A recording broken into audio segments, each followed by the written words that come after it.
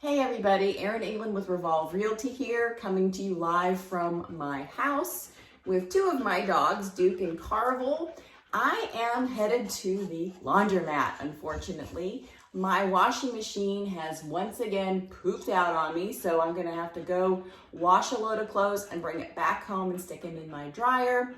But I thought this might be a good opportunity to talk about picking appliances for your house. I know a lot of times when you're buying a new house, you want to maybe upgrade your appliances, and that's what I did when I bought my house.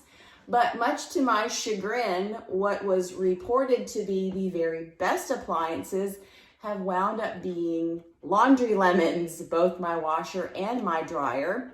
So I thought I might share with you, number one, my experience with that, and some tips that I have that might help you avoid making the same mistake I've made and avoid some trips to the laundromat. So we'll get talking about that. I'm gonna load up my junk in the truck and go wash a load of clothes, and let's talk about appliances. So note to self, Mondays are not great days to go to the laundromat. So I'm over at Jiffy Laundry in Madison, and even though it is pretty busy today, I did not have to wait very long for a machine, which is nice. And if you've not been to a laundromat in a while, it's a lot more expensive than it was when I did laundry in college, but it's been a minute since I was in college. I'm not going to tell you how long, and you're not allowed to guess either. Anyway, so not bad. And really, as far as laundromats goes, it's nice and clean. There's plenty of places to sit. Everybody's being pretty nice and polite to each other, which I appreciate. But they have huge capacity laundry machines here, which is really great. And yeah, I recommend them. They also do wash and fold service.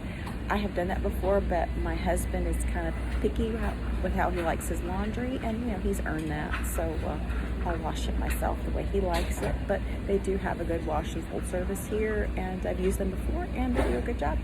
But anyway, I am just waiting for my load of laundry to finish, and then I will take it home and stick it in the dryer, and we'll talk some more about appliances. Yeah.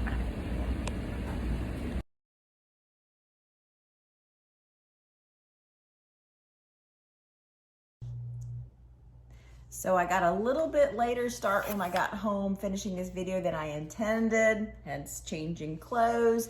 I had some real estate things I needed to take care of. I've got a closing out of town that I'm still trying to coordinate. So anyway, wound up spilling something on my shirt between then and recording this video, so new white tee.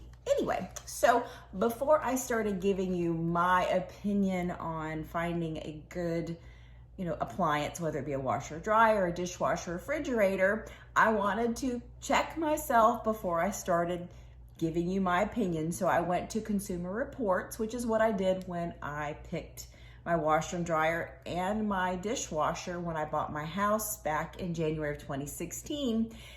I wanted to see what they said was, in particular, their top choice for the washing machine, since that's kind of started what this whole video genesis thing. And yeah, so the top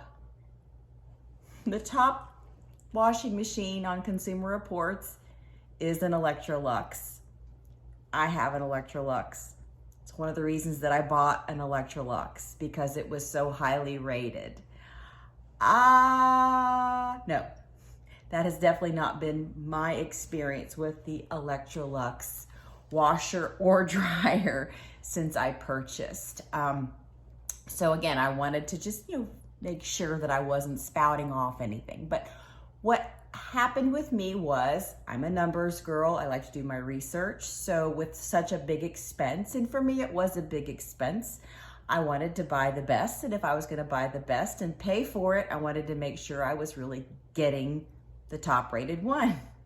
Well, so I checked Consumer Reports, I checked a couple other websites, and then I spoke with an appliance salesperson who was doing a lot of the appliances for the new construction homes that I was doing a lot of. And great guy, trusted him. I don't really think that he steered me wrong per se, but unfortunately, although Consumer Reports rates them really high, within the first year, I had to basically have that washing machine completely rebuilt. There was a design flaw in it. The screen itself was not screening well, and it was allowing ponytail holders basically to get through into the inner parts and caused a lot of damage, a lot of flooding. My trim around the floor in my laundry room is a casualty of that. You can still see some of the bubbling from the water damage from that. So although Consumer Reports still rates Electrolux washing machines at the top, the Erin England report is not so much. So we had to do that within the first year. Now, fair enough, Electrolux did give me one of the parts for free, but I still had to pay all that labor to get that fixed. And a few years later, then the dryer needed an almost $700 repair. The heating element went out on it. Again, Electrolux. Heard all kinds of good things, did my research, talked to people.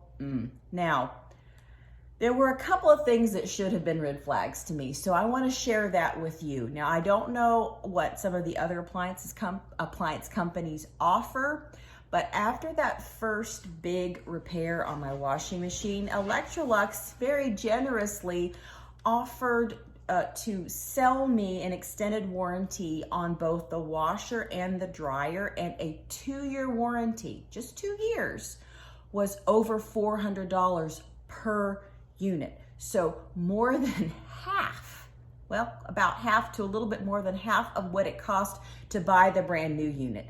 Now that should have been a red flag to me. To me, if you are requiring a warranty that is more than half the cost of buying the unit brand new, like Ben Affleck's character in Good Will Hunting, yes, suspect. I should have known. Well, I declined that because I thought, well, my washing machine has been rebuilt.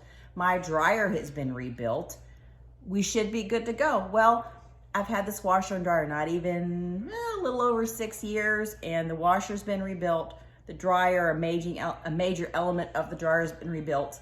And now another almost $400 repair is happening on that washing machine. So what I would recommend doing, and this is what I've started, kind of my research, because I've just decided that this is the last repair I'm going to make on that washer and dryer. I added it up, and with this repair, I will have doubled what I paid for that washer and dryer from when I bought it. So not great.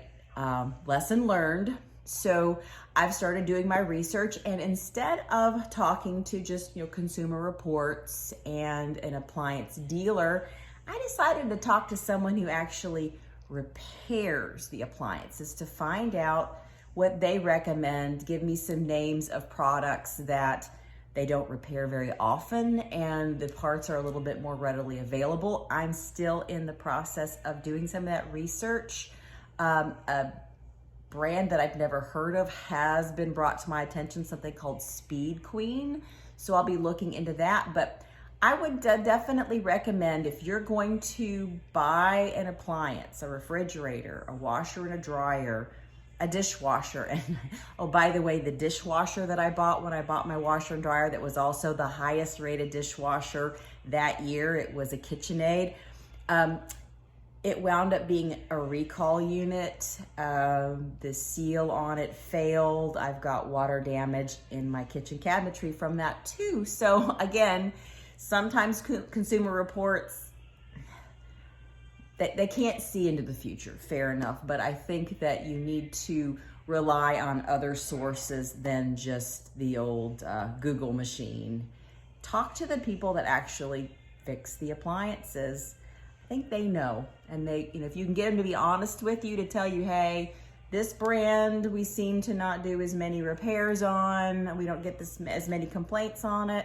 I think that's probably the one that certainly I'm gonna go with going forward. And Anyway, I hope you have a better experience with your new appliances than I had with mine, and lesson learned. And my next set, hopefully I'll be a little bit more forewarned with knowledge and make a better selection, because I sure would like to have a washer and a dryer and a dishwasher that don't poop out on me, because I'm too busy to go to the laundromat, and hand washing dishes, again, just too busy for that, and I'm sure you are too.